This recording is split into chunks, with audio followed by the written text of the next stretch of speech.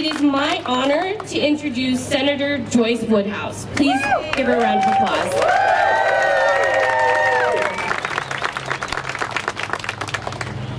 Good morning, and thank you all so much for being here. I'm honored to join all of you in this very prestigious and important endeavor. As many of you know, I was an educator, a teacher, a principal in the Clark County School District for 40 years, and I am proud to be a supporter of public schools. And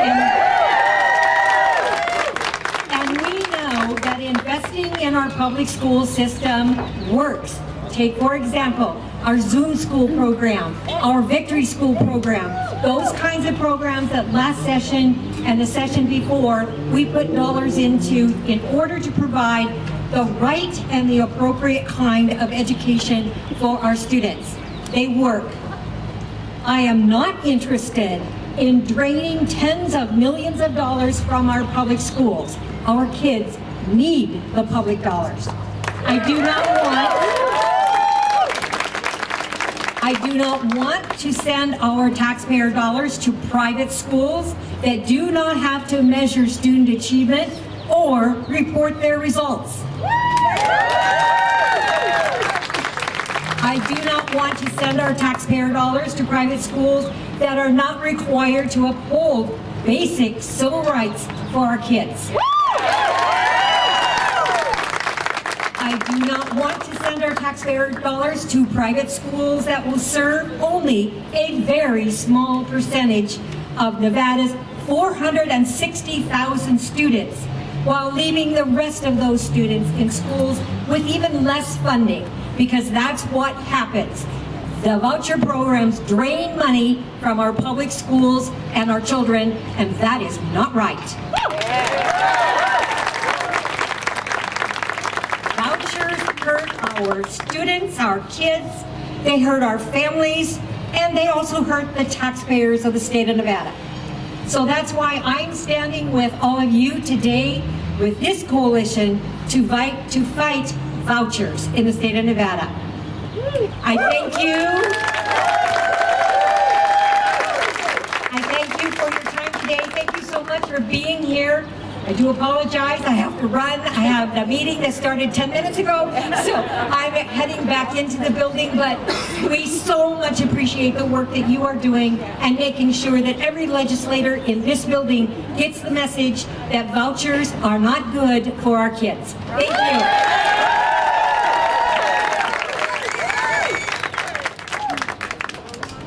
Thank you, Joyce, and I'd like to introduce another few of my colleagues that have joined us in this rally. We have Chairman Tyrone Thompson. We have Assemblyman Ozzie Fumo. Assemblyman William McCurdy.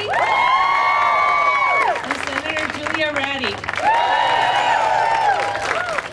Good morning, everyone. My name is Olivia Diaz, and I am the Assemblywoman who represents District 11 in East Las Vegas and parts of North Las Vegas. And I first ran for office in my profound belief that our children should be educated regardless of zip code, that all of our kids are entitled to a high-quality, world-class education, regardless of whether they live in my district or not. And as you all may know, I'm an educator, I'm a mother, and I hold this issue of education near and dear to my heart. It's clear that vouchers are designed to take us down the path toward privatizing our education and our public schools. Like my colleagues and members from the community here today, I'm worried that the way that this system is designed, it's destined to leave far too many more students behind, especially those that I hold near and dear in my heart. There is a lack of transparency around the private schools that are receiving state funds. These schools aren't required to prove that they are effectively educating our students. And frankly, they are allowed to exclude students and pick and choose whom they want to attend based on the background of the family and their personal beliefs. Furthermore, they aren't required to provide basic accommodations like transportation, like free or reduced lunches for low-income families, which makes it even more impossible for those segments of the population to even consider going to a private school. Vouchers are designed to benefit wealthier families. That doesn't solve our education crisis here in Nevada. The solution is not to divert taxpayer dollars into the pockets of wealthy families who send their children to private schools with very little public oversight. The solution is to make targeted, proven investments in our public schools to give students the resources that they need to succeed. We need more pre-K. I think we can put money towards that. I was just lobbied this morning on the need for librarians to remain in the schools. How about that concept? We have many needs in our public school education system that need more funding. So we do not need to be diverting our public monies for private purposes until we satisfy our public obligation. And that's why today I'm proud to stand with all of you to advocate that public money needs to stay in public schools.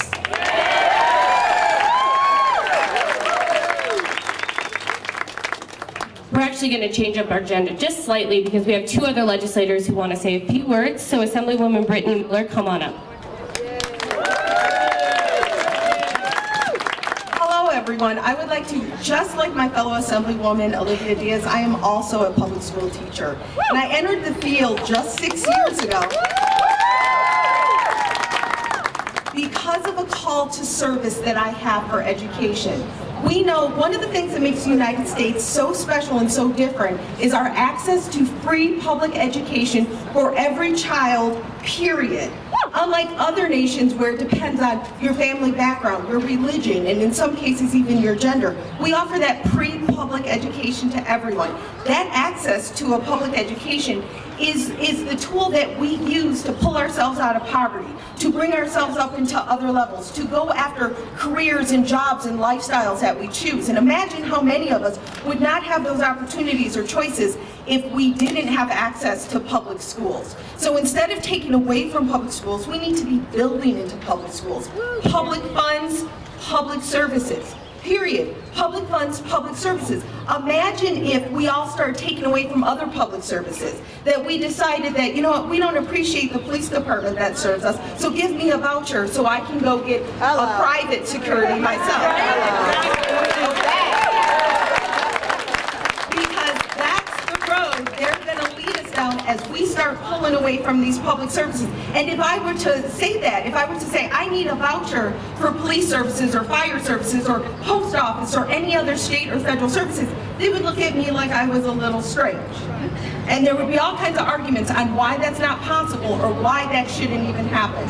So I say it should be the same standard with our public schools. We want to educate, we want to serve our students and family and all kids with the best services. That's all I have to say. Public money, public services. Public schools. All right, and now I want to call up Assemblywoman Tyrone Thompson, who's the chair of our Education Committee in the Assembly. Good morning, and thank you everyone for bringing the beautiful weather to Carson City. Let's give it up for that. You know, I just want to go to the basics as a native North Las Vegas. Born and raised. Yeah, where's North Las Vegas at? Let's represent. We're going to go to the basics of the classroom. Remember show and tell? Yeah. Okay, you see Assemblyman Tyrone Thompson here, but you see the Clark County School District right here. Let's give it up. I am a proud product of the Clark County School District. I know what it was like to have been bused 11 years of my 12 years in school. And I know what the struggles were, but I know what the community is like. The community wants every child to succeed. And that's what we have to do. I was going to look at my speaking points, but I have to speak from my heart. Because this just angers me. Because that is, I love you too, baby. And this is what we need to do. We as legislators, we need to make sure that we level the playing field for our kids. Let's give it up for that. We just had a hearing last week, which I was proud to co-sponsor with Senator Dennis, SB 178. It tells you how much money it takes for us to properly fund public education. We can't think about anything else. Can we hear it on that? We can't hear it about anything else. And then lastly, it just breaks my heart because before even becoming the education chair, I've always gone into the schools in my district. I've talked to the students. I've talked to the parents, the administrators. And the things is, first of all, when we talk about school choice, those parents want the best for their kids. Don't get it wrong. And it just hurts me when some students can't even take books home. Come on now, they have a beautiful backpack. They have the backpacks at the beginning of the school year, but they can't take a book home. Those are the basic things, and that's just an example of what we need to do. So without a doubt, we cannot take the public taxpayer dollars and divert it to anything else. We have to take care of home first. Are you all with me? Straight up, no to vouchers. Let's hear it. No to vouchers. All right, thank you so much.